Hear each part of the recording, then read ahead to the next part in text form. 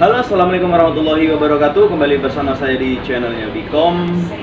Pada kesempatan kali ini saya akan memberikan sedikit pencerahan kepada teman-teman subscriber barangkali atau teman-teman yang sering mengunjungi channel saya. Kebetulan beberapa waktu lalu ada salah satu viewer yang menghubungi saya melalui WA yang tercantum di salah satu komentar video saya. Beliau konsultasi perihal kendala pada laptopnya.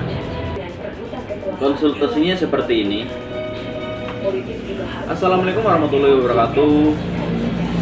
Bang, mohon maaf sebelumnya aku mau tanya nih, aku dapat nomor WA Abang dari komenan channel YouTube Abang. Jadi gini Bang, aku mau tanya, kira-kira servis laptop Asus X441M itu layarnya mati Bang, tapi lampu indikator nyala. Itu kira-kira berapa ya Bang? Kalau diperbaiki sendiri itu bisa nggak ya? Apa harus diservis? Kira-kira seperti itu. Sebenarnya untuk kasus-kasus ringan seperti ini, jika kalian punya keberanian untuk membongkar dan siap menanggung resiko, itu oke, silakan dibongkar, silakan dilakukan pertolongan pertama pada kerusakan. Kebetulan saya nggak ada sampelnya, saya nggak ada unit Asusnya, dan kebetulan untuk seri itu emang sedikit rentan ya.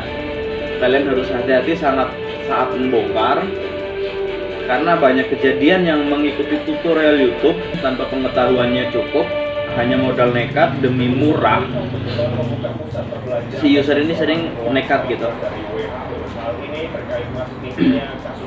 Kemudian saya di sini bukan untuk menggurui, hanya menyampaikan apa yang pernah disampaikan. Untuk keluhan no display, indikator nyala, ini bisa berlaku untuk semua jenis komputer maupun laptop ya. No display, langkah awal yang wajib dilakukan adalah bersihkan kuningan RAM. Kalau pada komputer itu seperti ini, di kuningannya digosok, kemudian pasangkan lagi. Kemudian untuk seri Asus X441M ini, kalau nggak salah, dia RAM-nya onboard ya. Untuk seri Asus, untuk keluhan no display, langkah awalnya yaitu cabut baterai. Kemudian biasanya cukup reset BIOS. Jika ada baterai BIOSnya, dia cukup cabut soketnya atau cukup dicongkel baterai CMOS-nya. Kemudian coba hidupin lagi. Kalau nggak ada baterai CMOS, biasanya dia nyatu terintegrasi jadi satu dalam baterainya. Jadi salah satu langkahnya yaitu cabut baterainya. Tujuannya apa? Dia untuk memutuskan arus yang mengalir atau beredar di mainboard itu. Jika hal ini udah dilakukan dan belum juga ada perubahan atau ada kemajuan, biasanya ini masuk ke ranah teknikal, yaitu kalian harus flash BIOS ya. Flash BIOS itu kalau untuk pertolongan pertama saya rasa nggak bisa, karena dia harus diangkat IC-nya.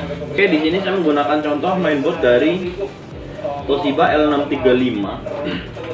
Tentunya dengan yang ditanyakan tadi Asus X441, dia udah beda bentuknya.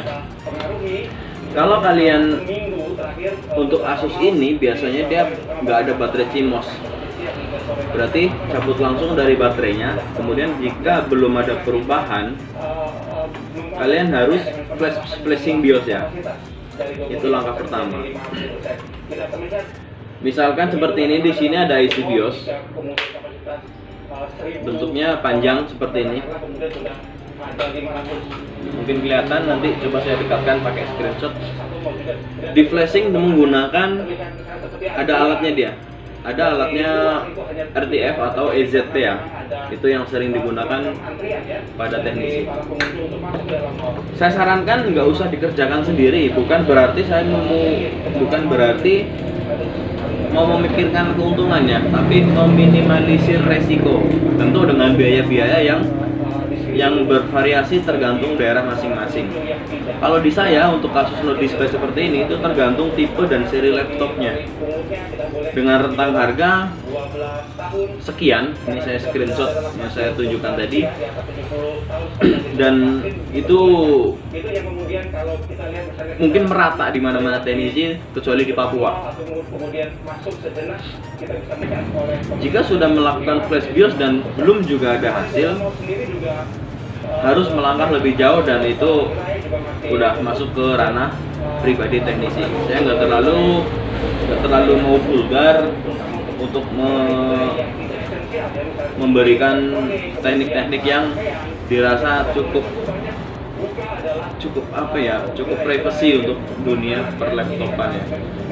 Boleh dibilang pelit ilmu ya, barangkali ada yang berasumsi seperti itu ya, itu udah hak masing-masing, dan itu adalah prinsip saya.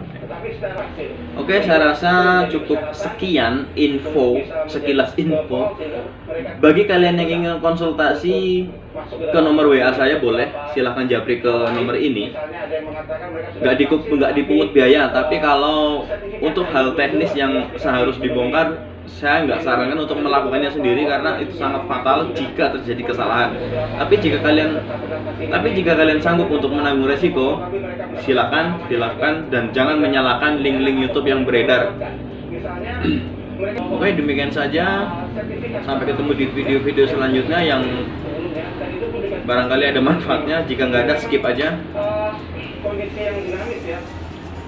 Terima kasih.